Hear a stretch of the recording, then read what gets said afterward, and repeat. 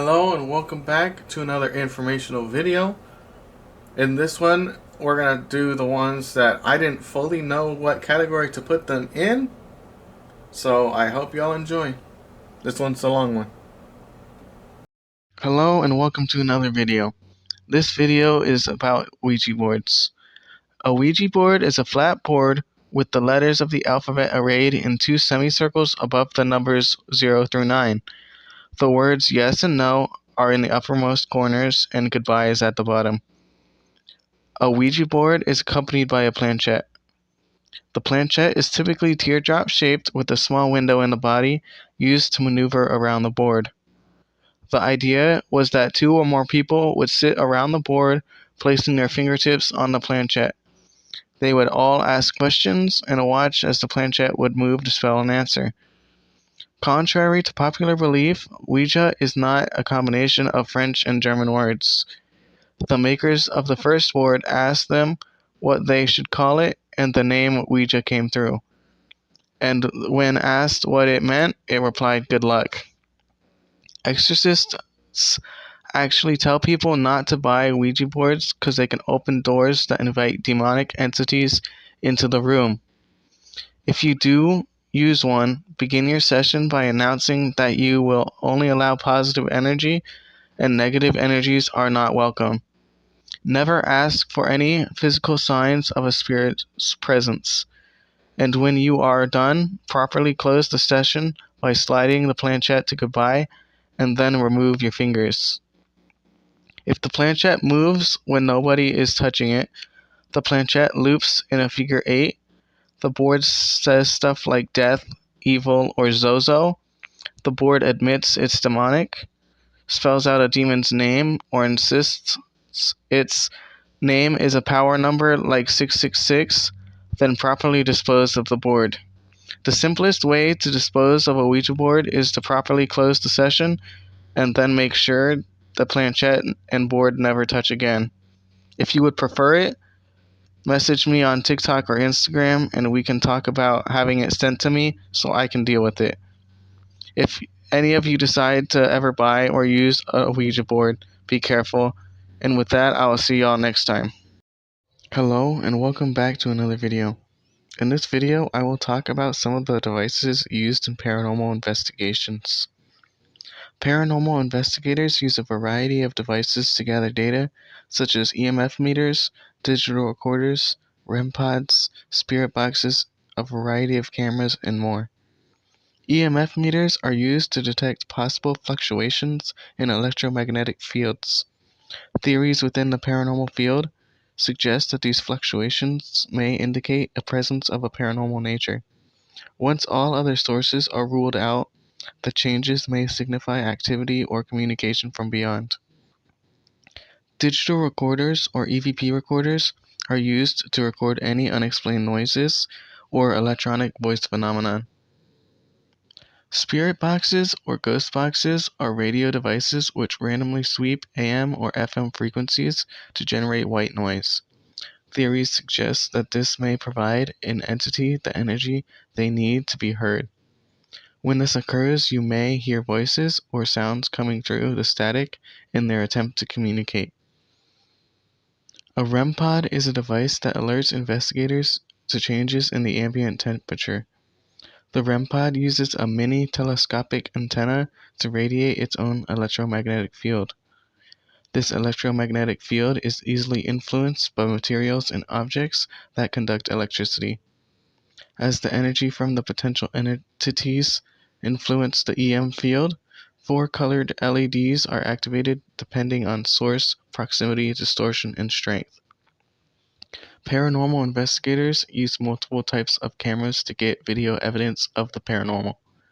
With the aid of night vision videos and full spectrum camcorders, you can detect and record visual anomalies and potential entities. While night vision allows you to record unseen infrared light, full spectrum is a new technology that allows you to see far beyond our normal sight range and into areas of the spectrum where theories suggest that spirits reside.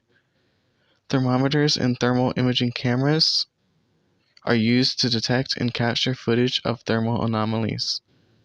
SLS, or Connect cameras use a pattern of infrared dots to detect objects in complete darkness. I hope y'all enjoyed this video, and I'll see y'all next time. Hello, and welcome back to another video. In this video, I will talk about 6 different secret societies. A secret society is an organization whose activities, events, inner functioning, or membership are concealed. The society may or may not attempt to conceal its existence. The Freemasons are large in American history. 13 of the 39 men that signed the U.S. Constitution were Masons. Founding fathers like George Washington, James Monroe, Benjamin Franklin, John Hancock, and Paul Revere all counted themselves as members. The Freemasons can trace their roots to the Middle Ages in Europe. The earliest reference to Masons is in the Regis poem, which was published in 1390, but Freemasonry as we know it today was founded in 1717. Freemasonry is not a religion, though members are encouraged to believe in a supreme being. Masonic temples and secret rituals have brought them into conflict with the Catholic Church. The Masons' secrecy gained distrust, so the anti-Masonic Party was formed. Freemasons exist today, and their public image has been influenced by the charity work of the Shriners, a subset of Freemasons founded in 1870, also known as the ancient Arabic order nobles of the mystic shrine. The rituals around becoming a Freemason are shrouded in secrecy. Membership is open to all males older than 21, and women can join an associated group called the Order of the Eastern Star. The most recognizable symbol of the Freemasons is the square and the compass. The next group is the Order of the Star-Spangled Banner, or OSSB. The OSSB was an oath-bound secret society in New York City. It was created by Charles B. Allen in 1848 to protest the rise of Irish, Catholic, and German immigration into the United States. To join the order, a man had to be at least 21, a Protestant, and willing to obey orders without hesitation. The third group we will be talking about is the Gormagons. The ancient noble order of the Gormagons was a short-lived 18th century secret society formed by expelled Freemason Philip Wharton. It left no records to indicate its true purpose and goals. From the group's few published articles, it is thought that their objective was to ridicule Freemasonry. One of the earliest references to the Gormagons was a September 3rd, 1724 entry in the London Post, which stated that it was founded by a certain Qinhua Kaipo, who claimed to be the first emperor of China. In this entry, the first order the order was said to have been brought to London by a Mandarin who, in turn, initiated several men of honor into its ranks. Scholars offer differing stories of when the order became inactive. One is that it ended in 1738, while some think it survived until 1799, when an act was passed suppressing all secret societies other than Freemasonry. The next one is the Order of the Solar Temple. The Solar Temple is a cult and religious sect that claims to be based upon the ideals of the Knights Templar. The Solar Temple was founded by Joseph D. Mambro and Luc Jouret in 1984 in Geneva. The Solar Temple is associated with a series of murders and mass suicides that claimed several dozen lives in France, Switzerland, and Canada in 1994 and 1995. The aims of the Solar Temple include establishing correct notions of authority and power in the world, an affirmation of the primacy of the spiritual over the temporal, assisting humanity through a great transition, preparing for Christ's second coming as a solar God King, and furthering a unification of the Church. In October 1994, Tony Dutoit's infant son was killed at the group's center in Morin Heights, Quebec. He was stabbed repeatedly with a wooden stake because they were told the baby was the Antichrist as described in the Bible. The last group is the Illuminati. The Illuminati was founded by Professor Adam Weishaupt in Bavaria on May 1st, 1776. He sought to cast aside organized religion in favor of a new form of illumination through reason. Inspired by the spread of enlightenment across Europe, he also drew upon ideas expressed by other secret societies. He broke into Freemason lodges to attempt to recruit the most wealthy and influential men. Members of the Bavarian Illuminati were broken into three tiers of increasing power and drawn from societal elites. All communication was in cipher, and members were given nicknames. Several recent and present-day organizations claim to be descended from the original Illuminati and openly use its name. However, there is no evidence that these groups have any connection. I hope y'all enjoyed this video, and I'll see y'all next time.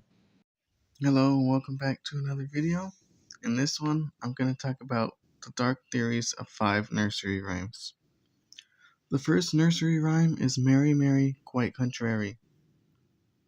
Mary, Mary, quite contrary is said to be about Bloody Mary, the daughter of King Henry VIII. It tells of the torture and murder of Protestants. Contrary is a way to describe a murderous psychopath. Queen Mary was a fierce believer in Catholicism, and her reign as queen was marked by the execution of hundreds of Protestants. The next one is Three Blind Mice, which is also an ode to Bloody Mary's reign. The three mice are believed to be a group of Protestant bishops, Hugh Latimer, Nicholas Radley, and Archbishop Thomas Cranmer. They conspired to overthrow the queen and were burned at the stake for heresy. Critics suggest that the blindness in the title refers to the religious beliefs. The third one is Ring Around the Rosie. Ring Around the Rosie is about the bubonic plague in 1600s London. Ring Around the Rosie refers to the rash around the sore of the sick. Pocketful of Posies refers to the flower petals plague doctors showered on their deceased patients, which helped to ward off their odor. Ashes, ashes meant the cremated remains of the dead. And we all fall down means, sick or not, we all die eventually. The fourth theory is about the London Bridge is falling down. Alice Bertha Gaume says it refers to the burying of children in the foundation of the bridge. They believed that without this sacrifice, the bridge would collapse. On Ghost Adventures, they noted that there are the remains of 80 humans in the vault of one of the columns. They perished in a ritual death known as immurement, which is being bricked up alive in a wall and left to die. The fair lady could be the River Leah, a member of the Leah family of Stoneleigh Park, Eleanor of Provence, Matilda of Scotland, or the Virgin Mary. The final dark theory is about the Muffin Man rhyme. There have been claims that it was inspired by a 16th century serial killer. They believe he was a baker that turned into a killer that enticed his young victims by pulling a muffin down the cobblestone streets of London with a string.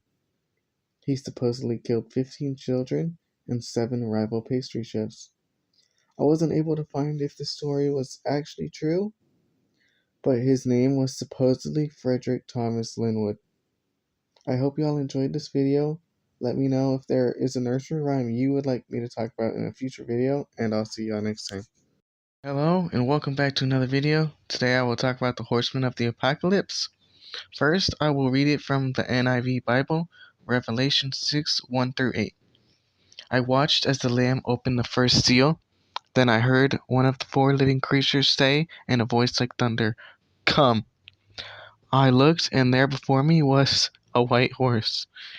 Its rider held a bow, and he was given a crown.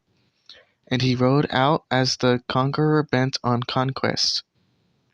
When the Lamb opened the second seal, I heard the second living creature say, "Come."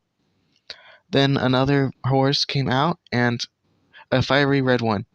Its rider was given power to take peace from the earth and to make people kill each other. To him was given a large sword. When the Lamb opened the third seal, I heard the third living creature say, "Come." I looked, and before me was a black horse. Its rider was carrying a pair of scales in his hand. Then I heard what sounded like a voice among the four creatures saying, 2 pounds of wheat for a day's wages, and 6 pounds of barley for a day's wages, and do not damage the oil and the wine. When the Lamb opened the fourth seal, I heard the voice of the fourth living creature say, "Come." I looked, and there before me was a pale horse.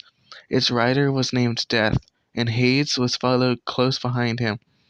They were given power over a fourth of the earth to kill by sword, famine, and plague, by wild beasts of the earth.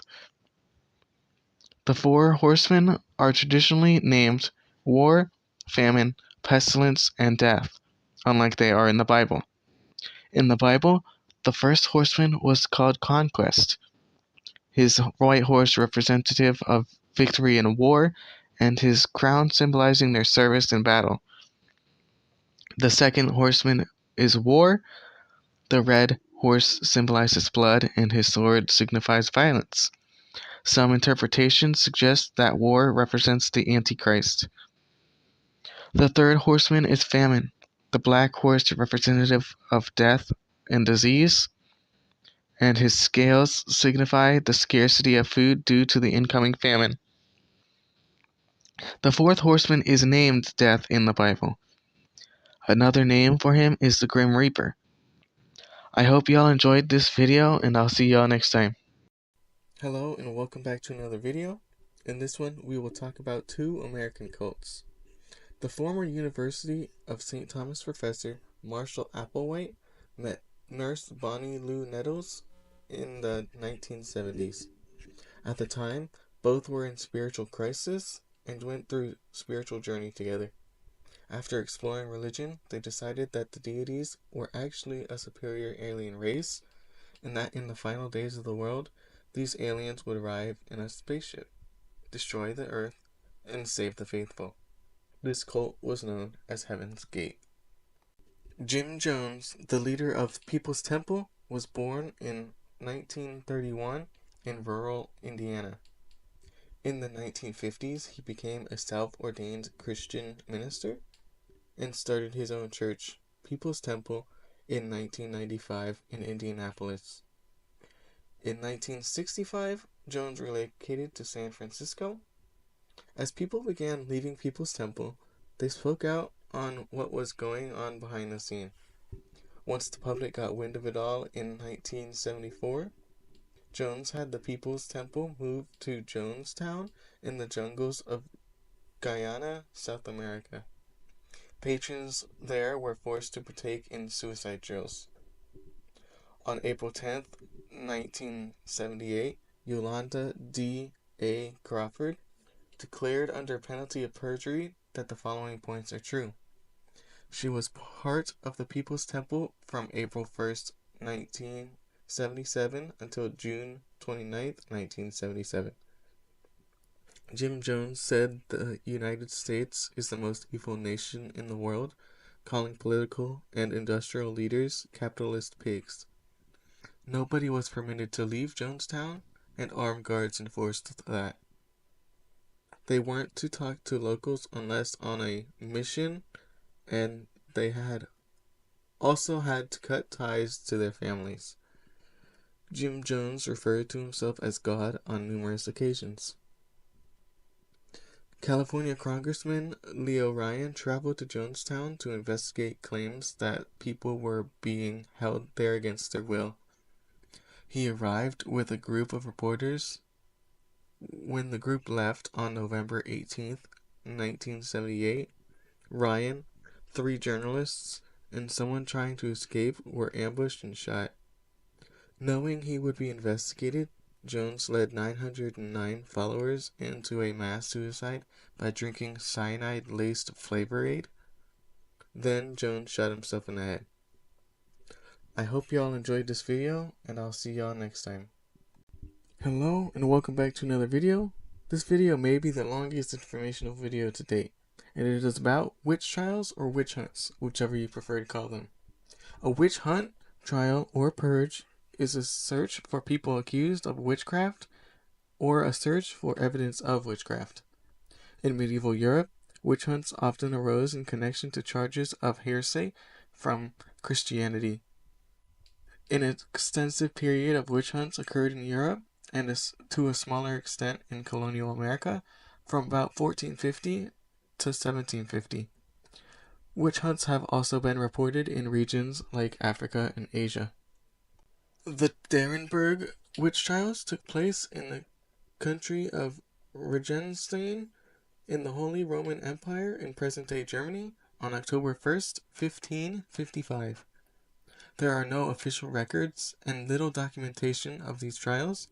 They were made famous by a popular print. The print tells of 2 women who were burned on the stake in October 1555, one of which confessed to have been in a pact with Satan for 11 years. On October 12th, 1555, the widower of one of the dead witches was executed for fornication and adultery with his late wife's sister. 2 days later, another woman was executed for having made a man lame and given him fever by burying a toad beneath his doorway. The Weissenstieg witch trial happened in Weissenstieg, Germany in 1562 to 1563. On August 3rd, 1562, a severe hailstorm extensively damaged the city, and the city's ruler, Count Ulrich von Halfenstein, blamed it on witches. Within a few days, several women were arrested and accused of witchcraft. 6 of the arrested women were executed as witches after confessions were tortured out of them. The total death count was in a pamphlet in 1563, which said that 63 witches and sorceresses were burned in Weissenstieg. Weissenstieg experienced more witch trials in 1583 with 25 deaths, 1605 with 14 deaths, and 1611 with 5 deaths. The Trier witch trials took place in the Catholic Diocese of Trier. In 1581, Johann von Schonenberg was appointed Archbishop of the Diocese of Trier. He ordered the purging of the Protestants, then the Jews, then the witches. Between 1587 and 1593, 368 people were burned alive for sorcery in 22 villages. And in 1588, 2 villages were left with only 1 female. Victims came from all sexes, ages, and classes. One of the victims was Dietrich Flade, who was opposed to the persecutions and doubted the use of torture. He was arrested, tortured, strangled, and burned, which stopped the opposition. Cornelius Lours tried to protest, writing a book about his views, but it was confiscated and he was arrested. In 1593, he was forced to make a recantation before the church. The St. Alcynthe witches were 14 women who were tried for witchcraft in a village near Brightlingsea in Essex called St. Alcynthe in 1582. Ursula Kemp had a reputation for removing curses, which led Grace Thurlows to accuse her of witchcraft. Brian Darcy, Thurlow's employer, imprisoned Kemp. Her trial was in February 1582, her charges ranging from preventing beer from brewing to causing a death. She confessed to witchcraft and implicated others she knew. When the trial ended, Kemp was executed by hanging along with Elizabeth Bennet who was found guilty of murdering 4 people and confessed to having 2 familiars. The Warboys witch trials occurred from 1589 to 1593 in the village of Warboys, England. The first allegations declaring Alice Samuel a witch were made in November 1589 by 9-year-old Jane Throckmorton, her 4 sisters, and 12 maidservants of the Throckmorton household, when they all started having fits of sickness. Apparently, they couldn't see, hear, or feel during the fits. In March 1590, Lady Cromwell, wife of one of the wealthiest commoners in England, came to Warboys to visit. Lady Cromwell and Alice Samuel had a conversation about the accusations. Lady Cromwell reportedly cut a lock of Alice's hair and gave it to Miss Throckmorton to burn. That night, Lady Cromwell had nightmares, became ill, and later died in 1592. Following the death of Lady Cromwell, Alice and her family were tried and hanged. The North Berwick trials were held in 1590. More than 100 suspected witches in North Berwick were arrested. Several confessed due to torture that they met with the devil in churches at night. According to Christopher Smout, who is a Scottish historian, between 3,000 and 4,000 accused witches were killed in Scotland between 1560 and 1707. Shakespeare's Macbeth was influenced by several concepts of these witch trials. The Amersfoort and Utrecht witch trials took place in Amersfoort in the Netherlands from 1591 to 1595, with appeals and sentences in Utrecht. They resulted in the prosecution of 17 and the execution of at least 6 by strangulation and burning. Only a small amount of information is available on the witch trials in Orkney prior to 1612. The first 2 witch trials in Orkney were in 1594 and 1596. Admissions of guilty were integral, and torture was often used. A majority of trials were held in St. Magnus Cathedral, with prisoners potentially being held captive there. Convicted witches were executed on Gallows Haw. The most intensive period of these trials was from 1615 to 1645. If evidence didn't show signs of the devil, the courts would convict on tales of fairies. Witch trials continued in Orkney until 1708. The Peelland witch trials happened in 1595. Some of the accused were tested, known as the water test. During the water test, the accused were handcuffed and placed in a container of water. If they sank, they were released, but if they floated, they failed and were suspected of witchcraft. Those that failed were tortured, but they usually confessed before the torture. They were forced to name other witches. A total of 38 women and 2 men were accused in 3 months. Ultimately, 25 women were said to have died, 23 of whom were burned at the stake. The Basque witch trials represent the last attempt at rooting out supposed witchcraft from Navarre by the Spanish Inquisition. The trial began in January 1609 at Lorango, bordering Basque territory.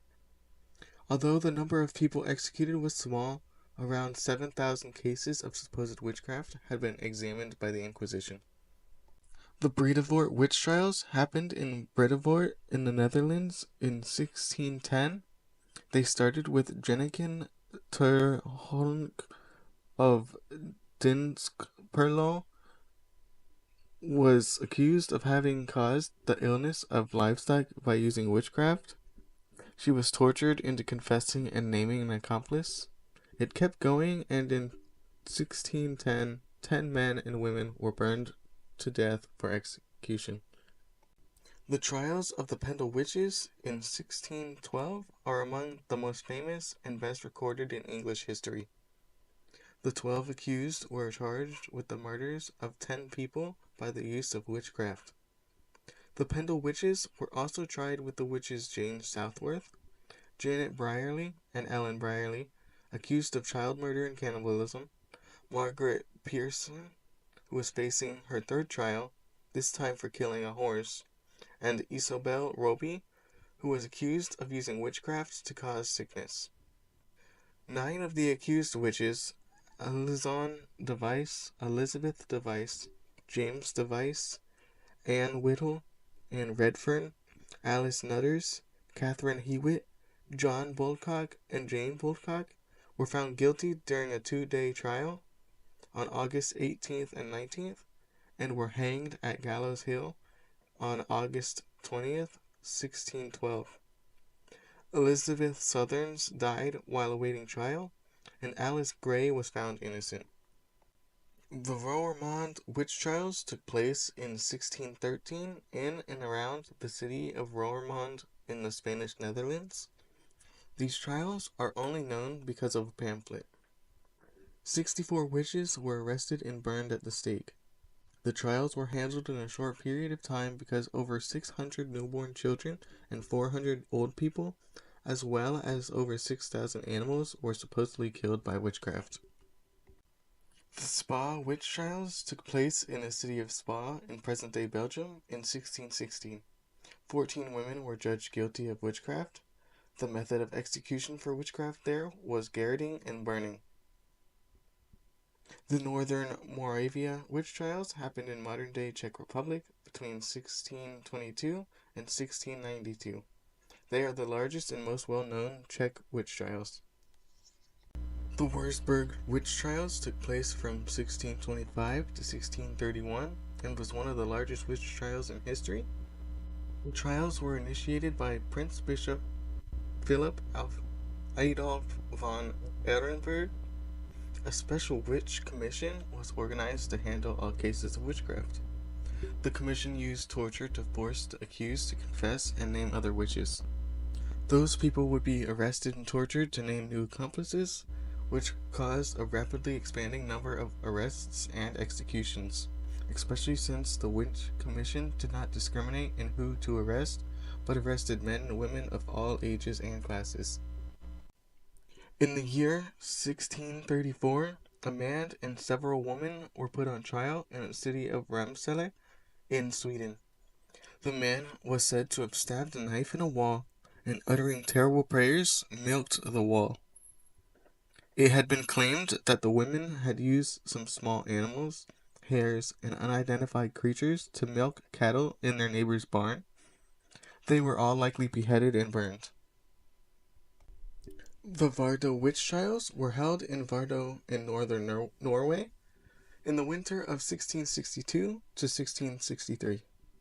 30 women were put on trial and accused of sorcery and making pacts with the devil. 1 woman was sentenced to a workhouse, 2 were tortured to death, and 18 were burned alive at the stake. The Torsaker witch trials took place in 1675 in the Torsaker parish in Sweden. These trials resulted in 65 women and 6 men being executed by being beheaded and then burned. In July 1682, a Bidford shopkeeper, Thomas Eachchurch, complained to some of the town's constables that Temperance Lloyd had been practicing witchcraft. She was arrested and locked at the end of a bridge, where she was kept until the trial. The charges were suspicion of using witchcraft on Grace Thomas and having familiarity with the devil. She was found guilty and executed. Mary Trembles and Susanna Edwards were investigated after Grace Barnes blamed Trembles for her illness. At the hearing, Grace's husband John accused Trembles of hurting his wife via witchcraft. Susanna's husband claimed to have overheard Susanna confess. They were both hanged. The Salem witch trials were from February 1692 to May 1693 in colonial Massachusetts. Betty Paris and her cousin Abigail Williams began to have fits described as beyond the power of epileptic fits or natural disease.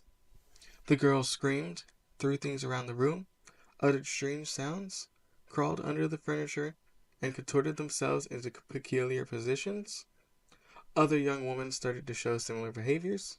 The first 3 women accused and arrested were Sarah Good, Sarah Osborne, and Tituba. Sarah Good was a destitute woman accused of witchcraft because of her reputation. At her trial, she was accused of rejecting Puritan ideals for self-control and discipline when she chose to torment and scorn children instead of leading them on a path of salvation. Sarah Osborne rarely attended church meetings. She was convicted of witchcraft because the Puritans believed she had her own self-interest in mind. Tituba was an enslaved South American Kalina woman from the West Indies. She was accused of attracting girls like Abigail Williams with stories of enchantment. These tales about sexual encounters with demons, swaying the minds of men, and fortune-telling were said to stimulate the imaginations of girls and made Tituba an obvious target of accusations. In the end, more than 200 people were accused. 30 people were found guilty, 19 of whom were executed by hanging. Giles Corey died under torture after refusing a plea, and at least 5 people died in the disease-ridden jails. The Island McGee witch trials were in 1711 at Island McGee. It is believed to be the last witch trial in Ireland. The trial was the result of Miss Jane Haltridge's claims that 18-year-old Mary Dunbar exhibited signs of demonic possession, such as shouting, swearing, blaspheming, throwing Bibles, going into fits every time a clergyman came near her, and vomiting household objects such as pins, buttons, nails, glass, and wool. Assisted by local authorities, Dunbar picked out 8 women she claimed were witches that had attacked her in spectral form. The 8 women were Janet Carson, Janet Latimer, Janet Main, Janet Linston, Janet Miller, Margaret Mitchell, Catherine McCalmont, and Elizabeth Seller. During their arrest, they were set upon by a mob, and one of the accused lost an eye. After the March 1711 trial and conviction of the 8, Dunbar had further attacks and blamed William Seller. Dunbar died in April, and Seller was tried and convicted in September 1711. Modern witch hunts surpass the body counts of early witch hunts. Most modern witch hunts take place in sub-Saharan Africa. Several African states, including Cameroon, re-established witchcraft accusations in their courts after their independence. After confessions, the accused or self-accused children were rewarded with large amounts of meat to induce a purifying vomit. According to a 1998 study, witch doctors have been used as expert witnesses in trials. In 2017, Cameroonian President Paul Biya had urged citizens to use witchcraft as a means of combating Boko Haram. In May 2008, Amnesty International reported that up to 1,000 people in Gambia had been abducted by government-sponsored witch doctors on charges of witchcraft and taken to detention centers where they were forced to drink a poisonous concoction at gunpoint known as Kubajaro. On May 21, 2009, the New York Times reported that the witch-hunting campaign had been sparked by Gambian President Yahya Jammeh. The president continued a series of witch hunts over the next 7 years. Later, the Gambian government launched an investigation and opened a center to support the victims. Jammeh fled the country in 2017 after losing an election. Research on witch hunting in Ghana dates back to the earliest 20th century. A total of 8 sanctuaries for witch hunt victims were listed by the ethnologist Felix Riddell. In southern parts of Ghana, witch hunting as mass violence occurs, but far less frequently than in northern regions.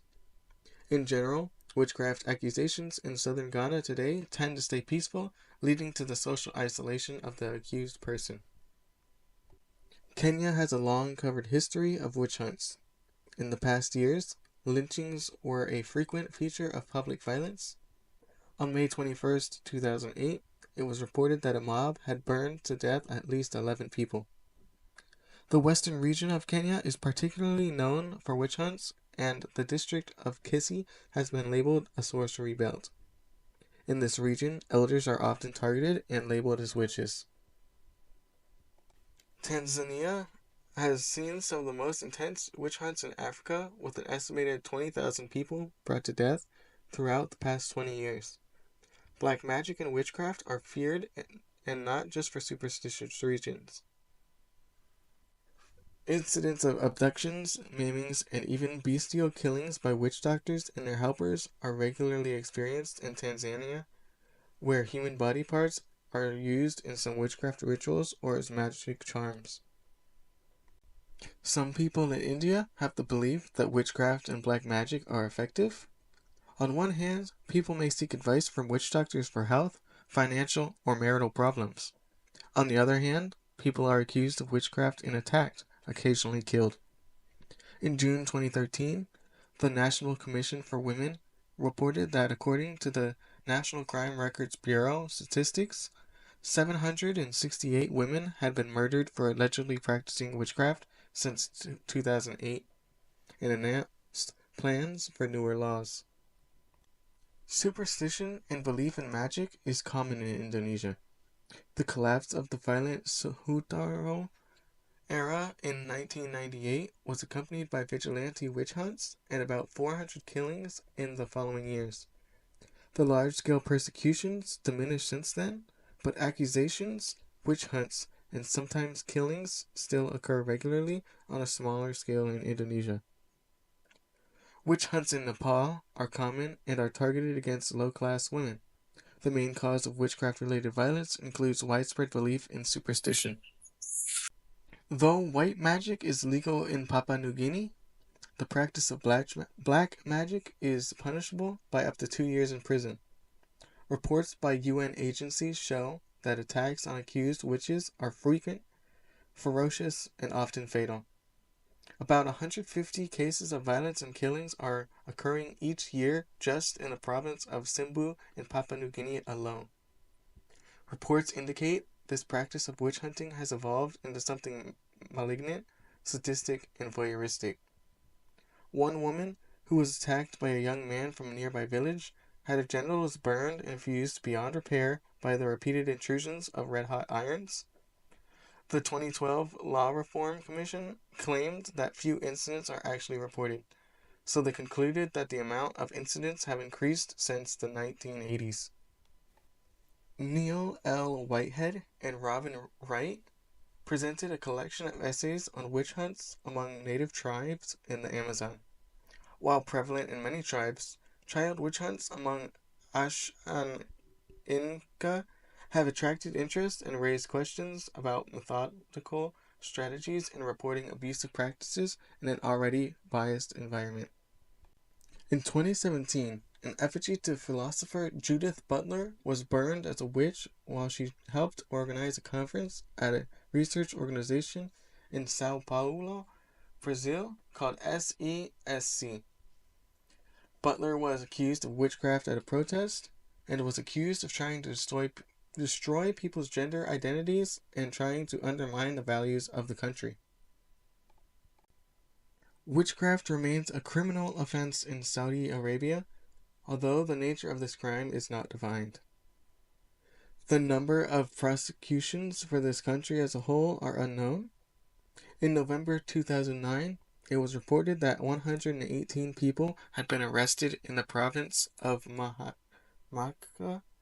that year for practicing magic and using the Book of Allah in a derogatory manner. In 2009, the Human Rights Watch claimed that prosecutions for witchcraft and sorcery had been making a rapid increase, and Saudi courts are sanctioning a literal witch hunt by the religious police. Witch hunts against children appear in the early ethnographic literature and in many modern circumstances. In Cameroon, DRC, Ghana, and Brazil, sporadic child witch hunts have a tradition of at least 100 years. In the past 20 years, an unprecedented increase in child witch hunting has been noted in southern Nigeria, DRC, Angola, Ghana, and other sub-Saharan regions. Several sources estimate around 40,000 children in Asha alone were victims of child witch hunts. Act 41 in the laws of Pennsylvania from 1860 is about witchcraft and fortune telling. Here are the laws. Section 215. Who shall pretend, for gain or lucre, to predict future events by cards, tokens, the inspection of the head or hands of any person, or by anyone's age, or by consulting the movements of the heavenly bodies, or who shall, for gain or lucre, pretend to effect any purpose by spells, charms, necromancy, or incantation, shall be guilty of a misdemeanor, punishable by any court of quarter sessions in this Commonwealth, with the fine and imprisonment, or both, or either, at the discretion of the court. The first offense shall be punished by with not more than 2 years imprisonment, nor less than 15 days, and a fine of no more than $100, nor less than $10. The second offense, with any term of imprisonment and fine not exceeding 5 years or $500, as the court may deem proper. Section 216. Whoever shall pretend, for lucre or gain, to tell fortunes or foretell future events, by other means than those aforesaid, shall be guilty of a misdemeanor, to be prosecuted in this Commonwealth, and to be punished as provided in the Section 1st of this Act. Section 217. If any person or persons shall publish by card, circular, sign, newspaper, or any other means whatsoever, that he or she shall or will predict future events, the said publication may be given in evidence to sustain an indictment under the first and second sections of this Act. Section 218. Any person whose fortune may have been told, as aforesaid, shall be a competent witness against all persons charged with any violations of the provisions of this Act. Section 219. Any person or persons who shall advise the taking or administering of what are commonly called love powders or potions, or who shall prepare the same to be taken or administered, shall be guilty of a misdemeanor, and shall be punished as is provided in Section 1 of this Act. Section 220. Any person or persons who shall pretend, for lucre or gain, to enable anyone to get or recover stolen property, or to tell where lost articles or animals are, or to stop bad luck, or to give good luck, or to put bad luck on any person or animals, or to stop or injure the business of any person, or to shorten the life of any person, or to give success in business, enterprise, speculation, lottery numbers, or games of chance, or win the affections of any person whatever for marriage or seduction, or to make one person marry another, to induce any person to alter or make a will in favor or against any one, or to tell the place where treasure, property, money, or valuables are hid, or to tell the place where to dig or search for gold, metals, hidden treasures, or any other article, or to make one dispose of property, business, or any valuable thing in favor of another, shall be guilty of a misdemeanor, punishable under the provisions of this Act in any court of quarter sessions, and the party or parties who may have consulted such persons as have pretended to do any acts aforesaid shall be competent witnesses in all proceedings for the breach or breaches of this Act. I talked about those Pennsylvania laws because this brings us into the next topic, which is known as the Hanover Witch Trials. A few days after Beck Lawrence, owner of the Serpent's Key shop and sanctuary, was profiled in a business newsletter talking about the tarot card readings offered at the shop in Hanover, Pennsylvania. Police Chief Chad E. Martin, along with another officer, stopped by for a visit. They entered the shop at around 11:36 a.m. on October 5th, 2023. Beck asked if they would consent to the conversation being recorded for legal purposes, and was told by Chief Chad Martin that he did not consent to that. In response, Beck stated that they would not be talking to them without their legal counsel. Chief Chad Martin claimed to want to have an adult conversation, but settled on verbally telling them about the law and that the disclaimers placed around the store were not likely to hold up in court. The police didn't press charges or fine Beck, but they said that if they got any complaints or reports, they would be investigated. The law in reference is Pennsylvania Title 18, Section 7104, written on June 6th, 1973, which is just a revised version of Act 41 in the laws of Pennsylvania from 1860, which I read earlier. Beck consulted a lawyer. The lawyer said that Beck's First and 14th Amendment rights had been broken.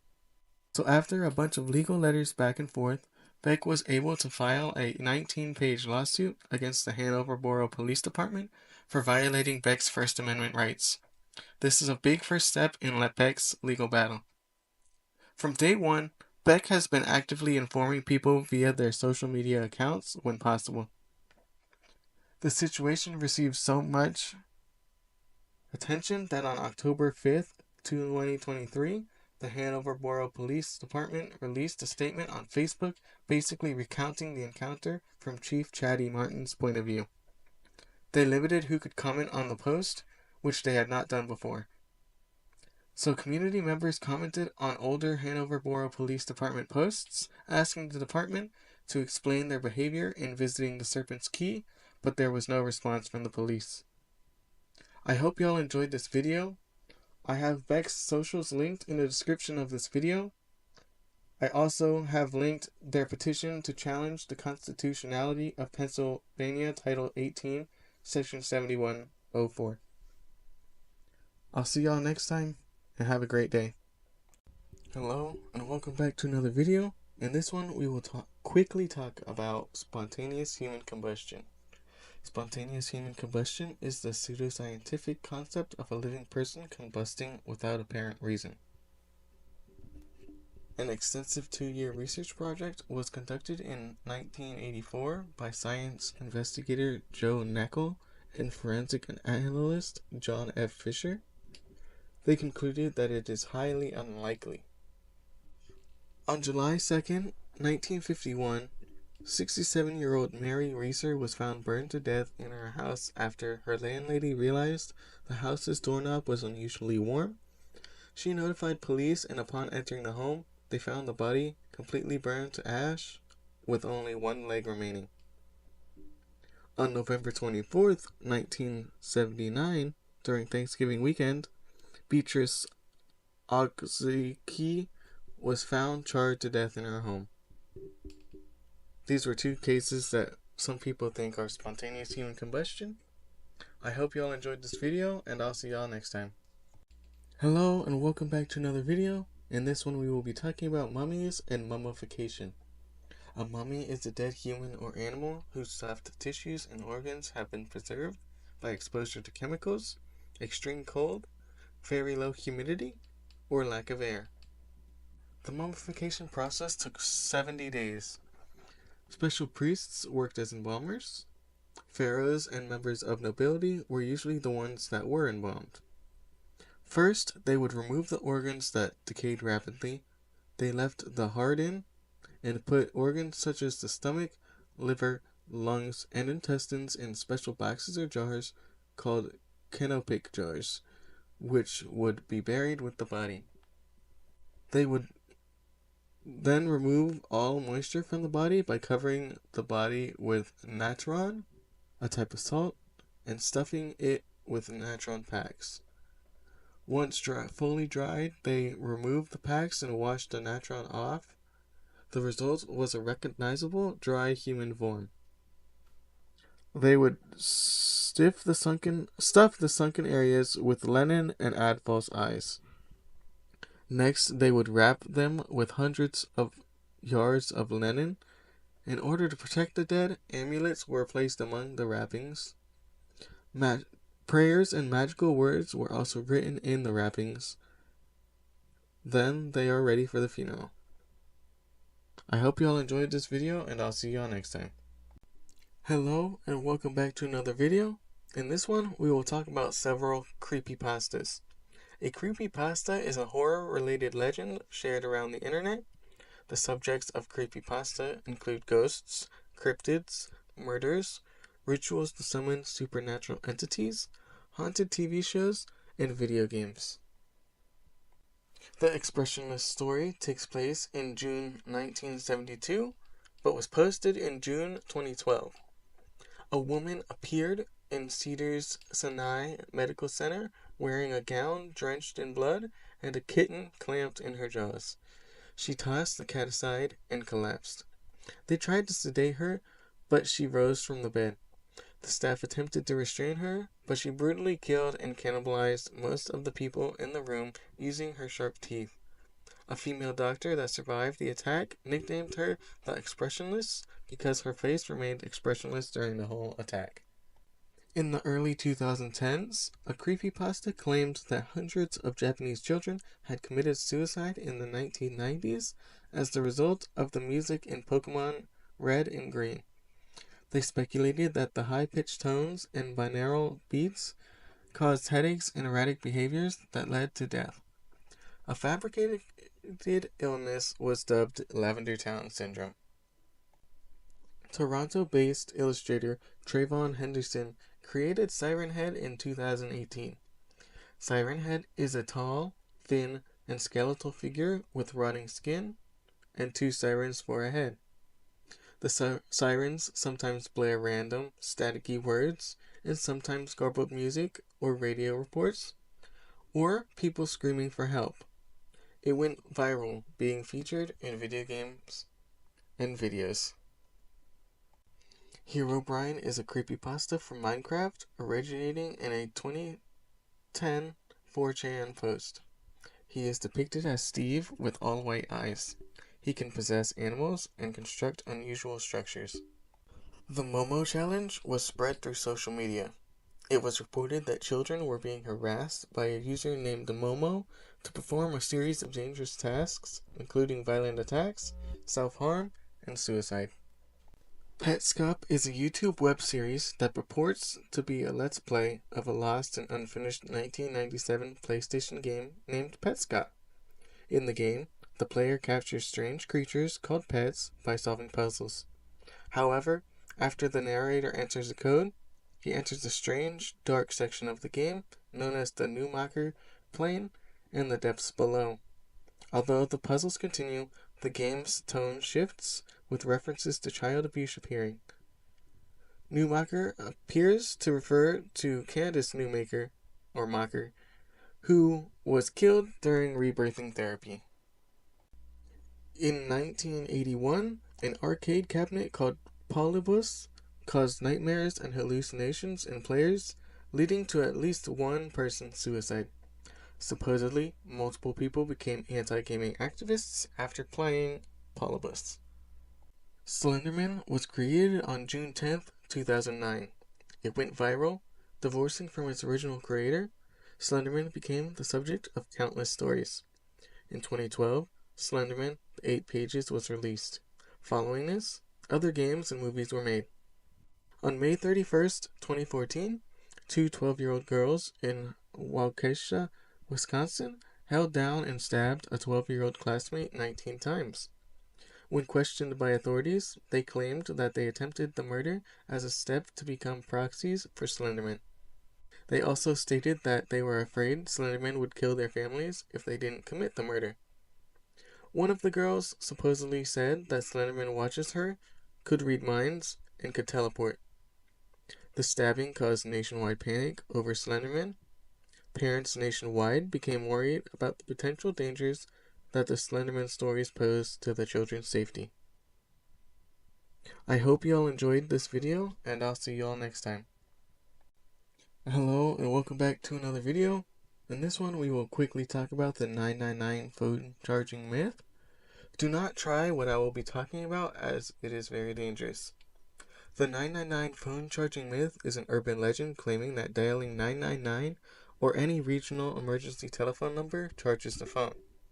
The basis for this myth was a feature of BlackBerries.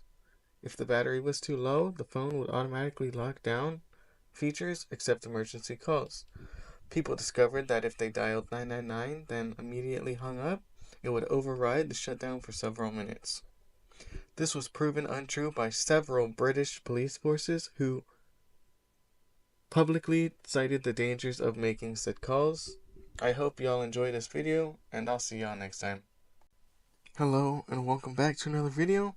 In this one, we will be going over numbers stations.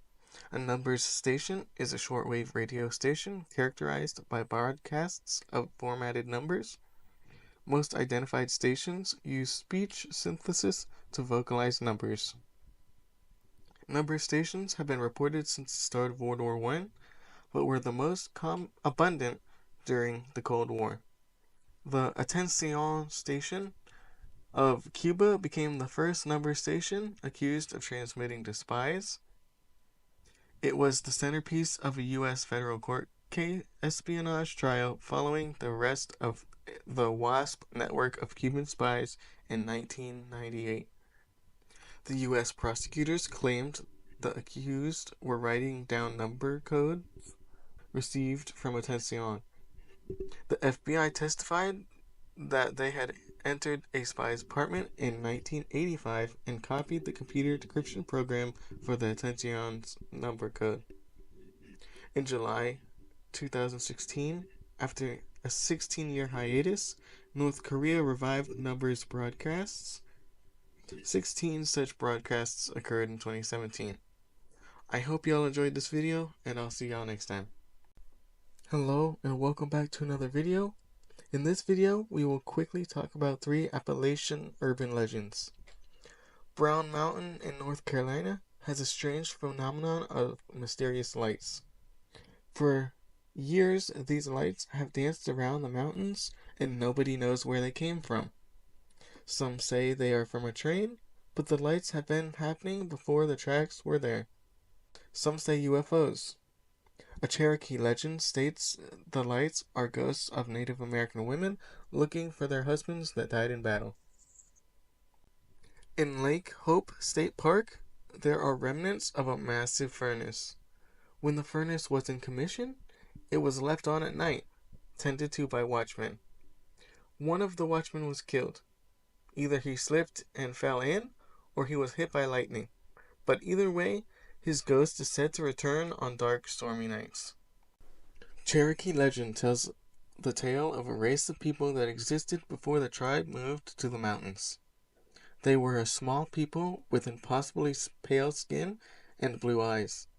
They were unable to see during the day, so they did their work at night. The Cherokee nicknamed them the Moon-Eyed People. I hope y'all enjoyed this video, and I'll see y'all next time. Hello, and welcome back to another video. In this video, we will be going into detail about multiple torture devices. This is your warning. It's graphic. Let's dig in. The breast ripper was a torture instrument used on women who were accused of an array of negative attributes decided by male inquisitors. It was 4 iron claws used to slowly rip the breasts from women. It was often heated during torture.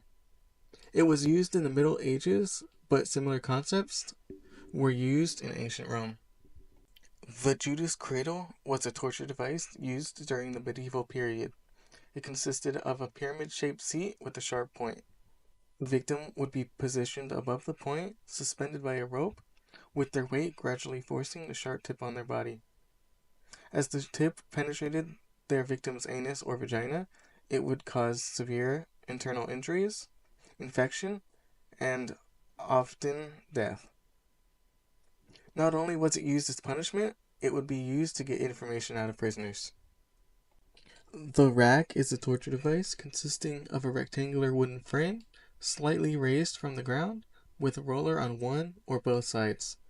The victim's ankles are fastened to one roller and their wrists on the other.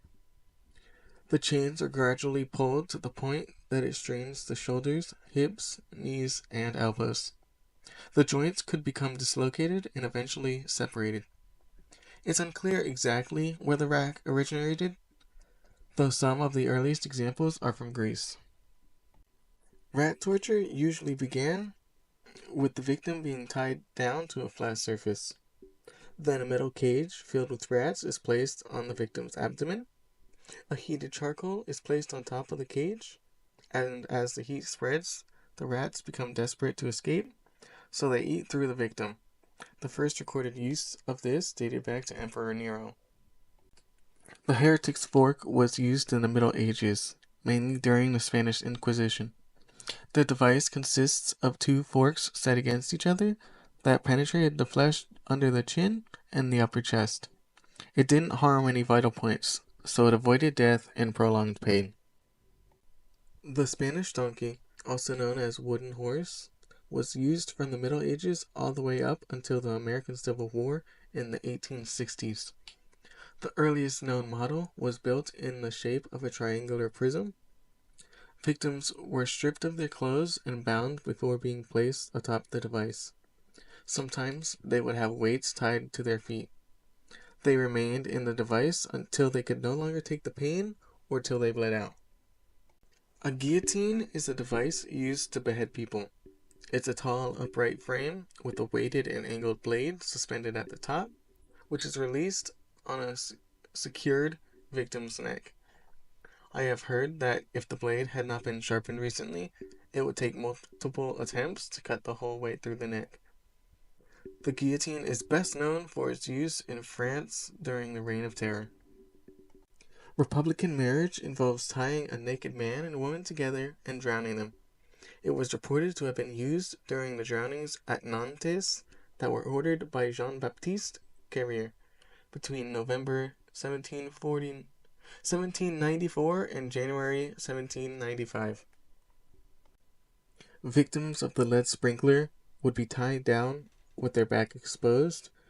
Then the chosen liquid, either boiling water, boiling oil, acid, tar, or molten lead, would be flicked onto their backs. Then they would be flipped over and the liquid would be flicked into their eyes. Crocodile shears had a very specific purpose, to mutilate those who attempted to assassinate the king. Although it was sometimes used to mutilate fingers, it was mostly used on a man's penis. The thumbscrew is a torture instrument that was first used in early modern Europe. While most operated on a single thumb or big toe, variants could accommodate both big toes, all 5 fingers on one hand, or all 10 toes. The breaking wheel, or St. Catherine's wheel, was a torture method used for public execution primarily in Europe from antiquity through the Middle Ages and up to the 19th century. The breaking wheel broke the bones of the criminal and could even bludgeon them to death. The brazen bull was a torture and execution device designed in ancient Greece. The condemned would be locked in the bronze contraption. A fire would be set beneath it, heating the metal to the point that the person within slowly roasted to death. Cement shoes is a method of murder or body disposal, usually associated with the mafia or gangs. While it's a common trope in fiction, only one real-life case has ever been authenticated. The last method of torture in this video is waterboarding. Waterboarding is where water is poured into the nose and mouth of victims laying on an inclined position with their feet above their head. Waterboarding produces extreme physical suffering and an uncontrollable feeling of panic and terror. Waterboarding in many forms has been practiced for centuries, including the Spanish Inquisition, the U.S. Army, the Japanese Army during World War II, and more. Waterboarding became illegal as a form of torture under the law of war with the adoption of the Third Geneva Convention. Following 9/11, the United States Department of Justice issued a secret opinion stating that waterboarding and other enhanced interrogation tactics did not constitute torture. This authorized the CIA to use such techniques against suspected terrorists held at Guantanamo Bay. I hope y'all enjoyed this video, and I'll see y'all next time. Hello, and welcome back to another episode. In this one, we're going to talk about one of my favorite things, chocolate. Chocolate is made from the fruit of cacao trees, which are native to Central and South America. The fruits are called pods, and each pod contains around 40 cacao beans. The beans are dried and roasted to create cocoa beans. It's unclear exactly when cacao came to be or who invented it, though it's thought that the Olmecs used it to create a ceremonial drink. The Olmecs passed their cacao knowledge to the Maya. They used chocolate drinks in celebrations and to finalize important transactions and ceremonies. Despite chocolate's importance in Mayan culture, it wasn't reserved for the wealthy and powerful, but readily available for almost everyone. Mayan chocolate was thick and frothy and often combined with chili peppers, honey, or water. The Aztecs took chocolate admiration to another level. They believed cacao was given to them by their gods. Like the Maya, they enjoyed the caffeinated cake of spiced chocolate beverages in ornate containers. They also used cacao beans as currency to buy food and other goods. Aztec chocolate, called oaxacal, was mostly an upper class extravagance, although the lower classes enjoyed it occasionally at weddings or other celebrations. While no one knows exactly when chocolate arrived in Europe, although it's agreed it first arrived in Spain. No matter how chocolate got to Spain, by the late 1500s, it was a much loved indulgence by the Spanish court, and Spain began importing in 1585.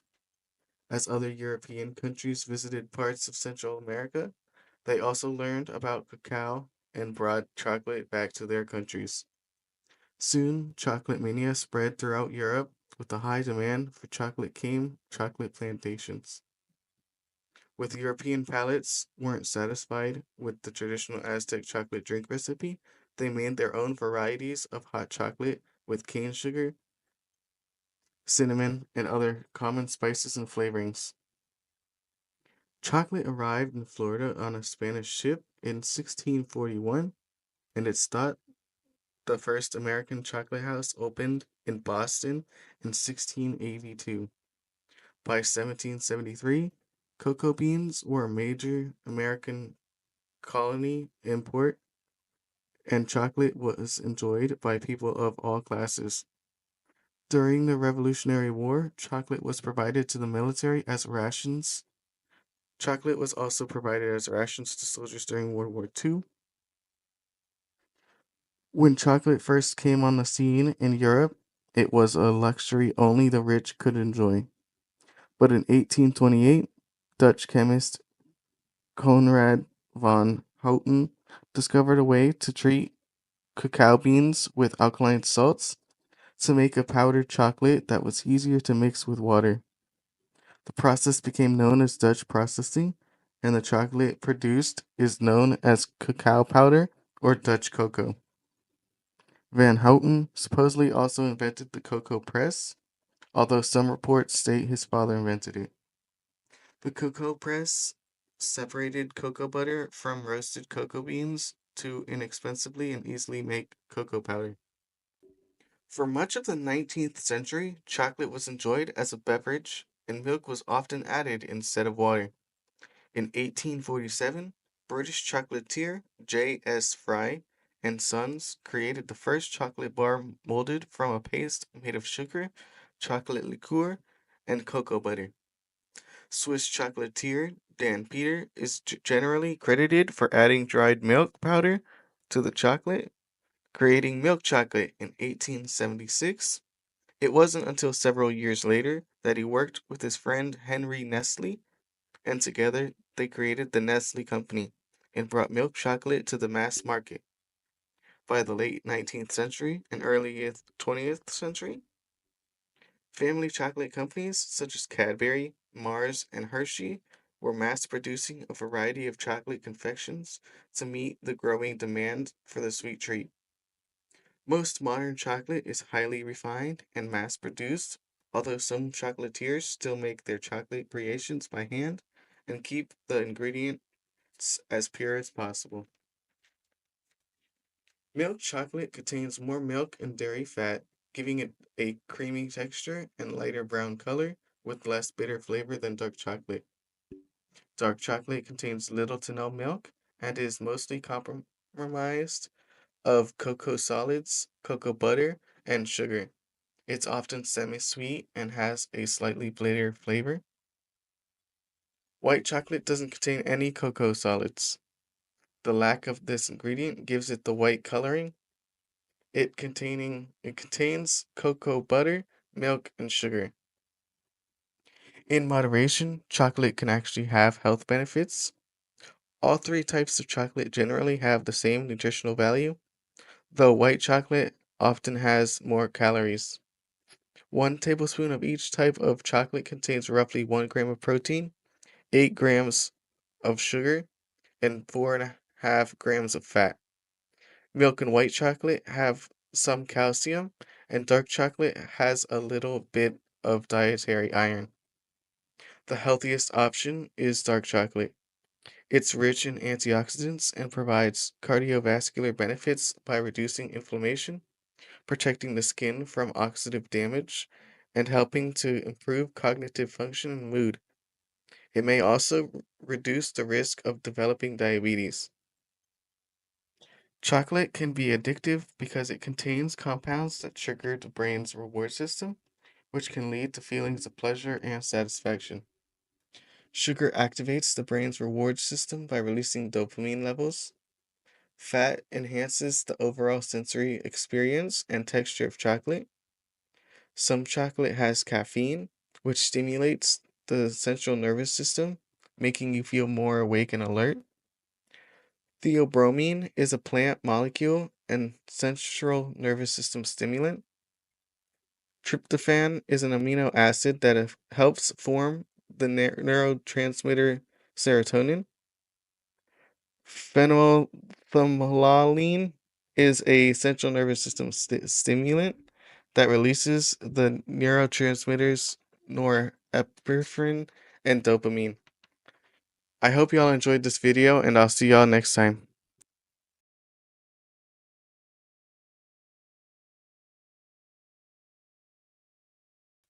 Hello and welcome back to another video. This will be a very quick episode about the spring equinox. In the northern hemisphere, the spring equinox occurs when the sun crosses the celestial equator, going south to north. On the equinox, the length of day and night is nearly equal in all parts of the world. According to folklore, you can stand a raw egg on its end on the equinox. I hope y'all enjoyed this quick video, and I'll see y'all next time.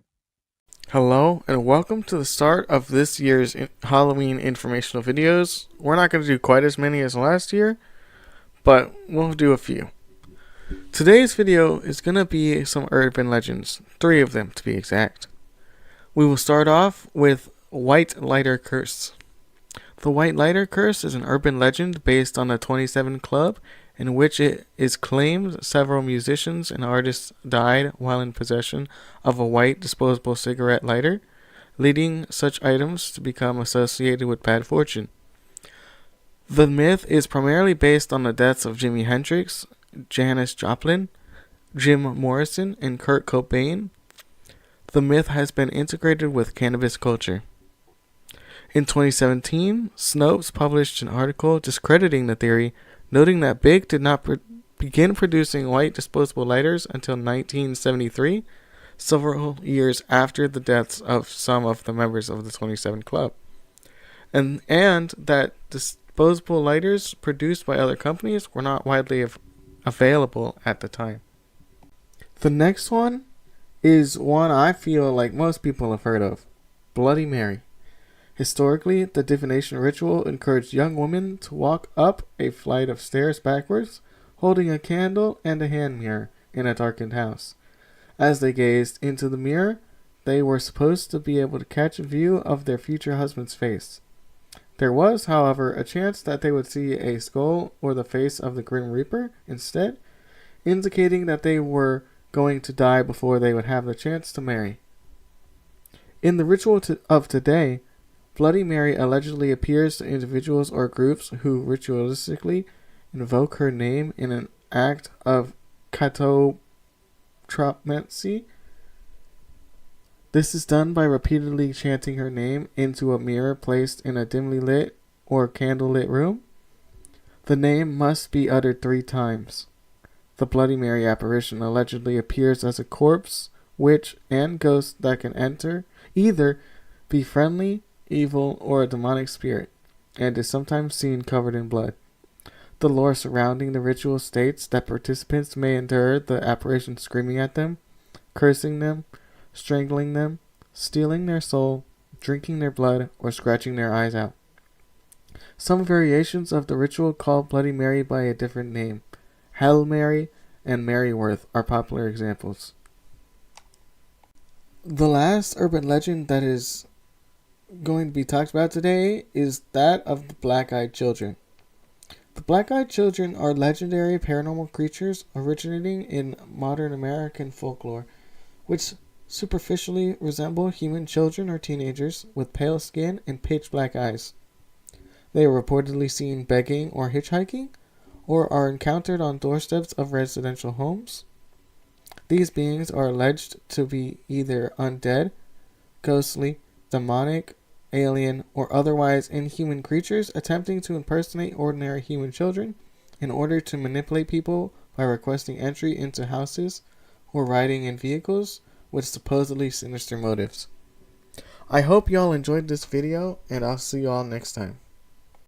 Hello, and welcome back to another video. Today we will be discussing the disappearances of the Yuba City 5.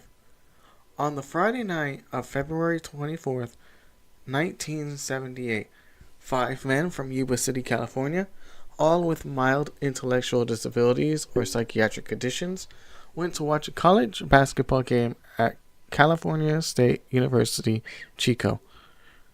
Their names were Gary Mathis, Jack Madruga, Bill Sterling, Jack Hewitt, and Ted Weir. After the game, they stopped at the convenience store around 10 p.m. to buy snacks, Hostess pies, soda, milk. They got back into Madruga's car and disappeared. Days passed, and families panicked. These weren't young guys out partying. They had routines. They had responsibilities. They were supposed to play in the Special Olympics basketball tournament the very next day.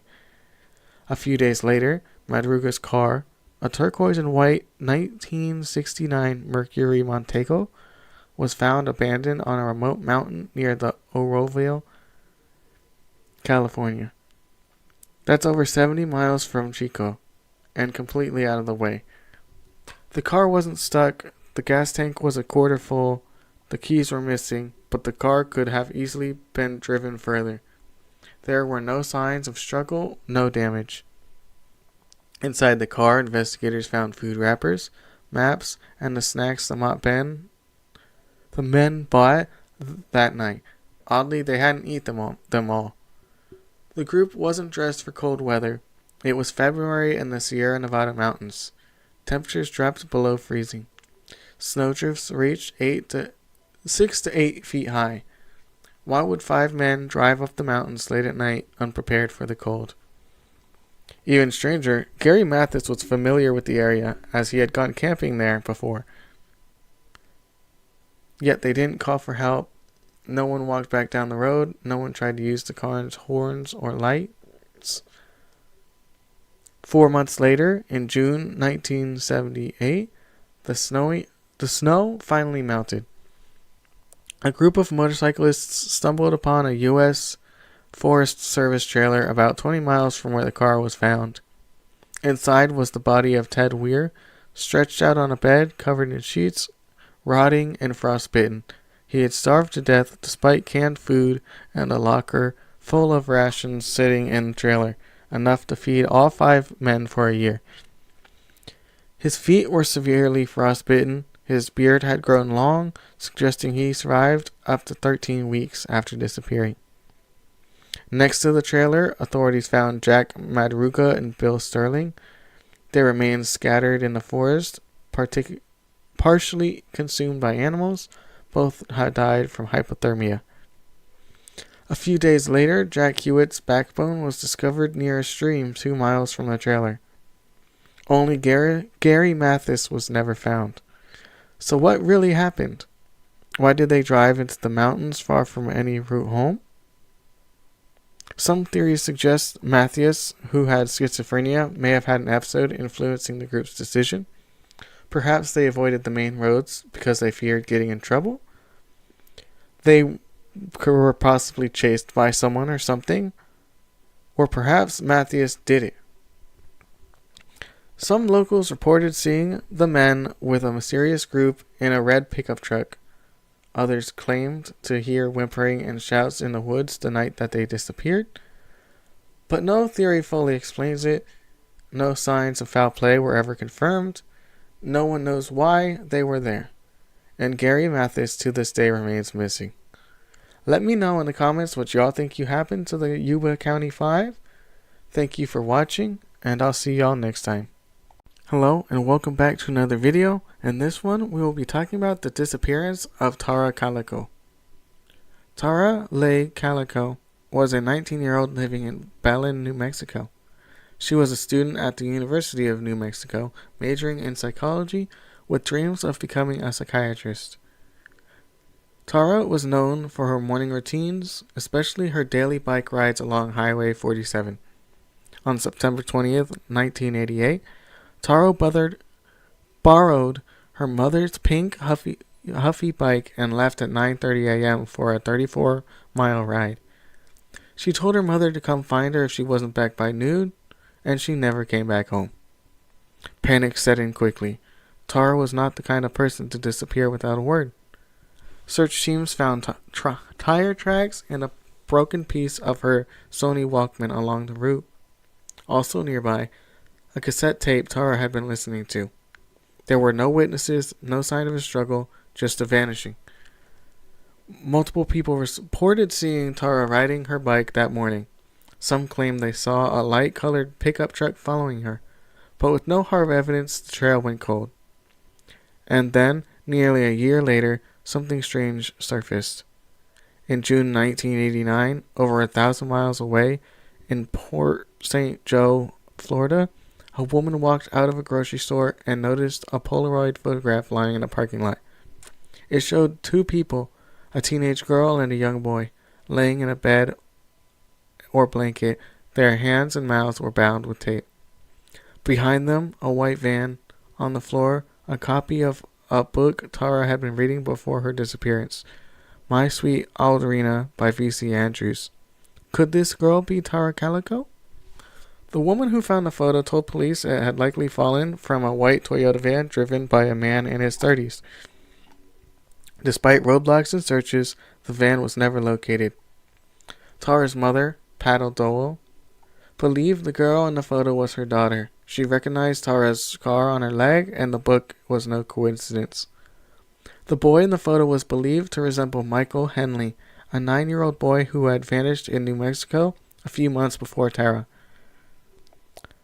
But then, Michael's remains were found in the woods in New Mexico. He had died of exposure. The boy in the Polaroid wasn't him. As for the girl, analysis was inconclusive. Some experts say it could be Tara, others say it wasn't. The photo remains unconfirmed to this day, and it wasn't the only one. In the years that followed, several other disturbing Polaroids surfaced, one in a truck stop, another mailed anonymously. Each showed a girl resembling Tara. Each was dismissed or left unresolved. So what happened to Tara Calico? 3 theories here. Abduction by someone she knew, sex trafficking, a local cover-up involving people connected to law enforcement, or small-town politics. In 2021, the Valencia County Sheriff's Office claimed they had new leads, including names of people who may have been involved in her death and possibly moved or buried her body, but no one was ever charged. In 2023, the FBI officially reaffirmed a $20,000 reward on information leading to Tara's whereabouts or the arrest of those responsible. Tara Calico was last seen wearing white shorts, a green t-shirt, and white tennis shoes. She had dimples, a scar on the back of her right shoulder, and a smile her mother never forgot. Her mother, Patty, fought tirelessly for answers until her death in 2006. If Tara is still alive, she would be in her 50s today. I hope y'all enjoyed this video, and I'll see y'all next time. Hello, and welcome back to another video. In this one, we will be talking about the lost colony of Roanoke. The story begins in 1587, when English explorer John White led more than 100 settlers, including his daughter and granddaughter, to the island of Roanoke, off the coast of what is now North Carolina. This is England's second attempt at a permanent settlement in the New World. The first had failed. This time, the settlers came with high hopes. They built homes, planted crops, began to form a community.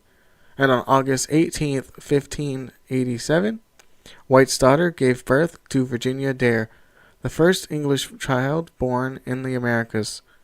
But problems arose quickly. Supplies ran low. The colony was struggling.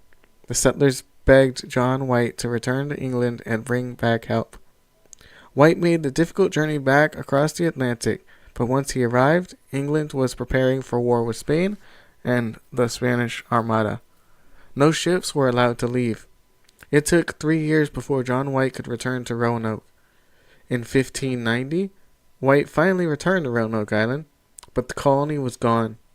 No people, no signs of violence. The buildings had been dismantled, not destroyed. White's worst fears seemed confirmed, until he saw something strange. Carved into a post was the word Croatoan, and nearby a second carving, Crow. White had told the colonists to carve a message if they were forced to leave, and to add a cross if they were in danger. But there was no cross. Was it a clue? A destination? Croatoan referred to a nearby island home to a Native American tribe friendly to the English. White begged his crew to search for them, but bad weather and damaged ships forced him to turn back. He never saw his family again. So what happened to the lost colony? Historians and archaeologists have debated for centuries. Theories include many that the colonists joined the Croatoan or Lumbee tribes, intermarrying and adapting to their culture. Some suggest they were killed by hostile tribes or Spanish soldiers from Florida. Others think the settlers tried to move inland or to another island but died from exposure or starvation. Of course, legends arose over time: curses, alien abductions, even time travel. But no concrete evidence has fully ever solved the mystery and the fate of the Roanoke colony. Let me know in the comments what y'all think happened to the lost colony of Roanoke, and I'll see y'all next time. Thank you for watching. Hello, and welcome back to another video. In this one, I will be talking about 5 spooky true stories. The pictures that I used for them aren't fully related to them. They just kind of work with them. They're not like actually from them though. Number 1. The Man in the Attic, Denver, Colorado, 2017. A woman started hearing strange creaks above her bedroom at night, and she assumed it was the house settling. But then food began disappearing from her fridge, and lights were left on that she hadn't touched, so she installed a security camera. And when she looked at it, a man crawling out of the attic at night, barefoot and slow, watched her sleep. He had been living above her in the ceiling for weeks, and he was using a hatch in the closet she never used. She only found out about it after she saw the footage and then called police. They arrested him, and he admitted he'd been watching her for months. Number 2. The Smiling Man, Seattle, 2011. Late one night, a man was walking home through a quiet street, and then he saw him, a tall figure wearing a suit, walking unnaturally, almost dancing, his head tilted, eyes wide, smiling ear to ear. When the man crossed the street, so did the smiling stranger, never speaking, just grinning. When he ran, the smiling man chased him silently, flailing and twitching, still smiling. Eventually he disappeared behind a building and was gone. The police never found him. To this day, no one knows who or what the smiling man was.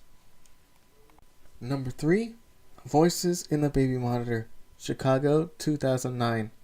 A young couple set up a baby monitor with video to keep an eye on their infant.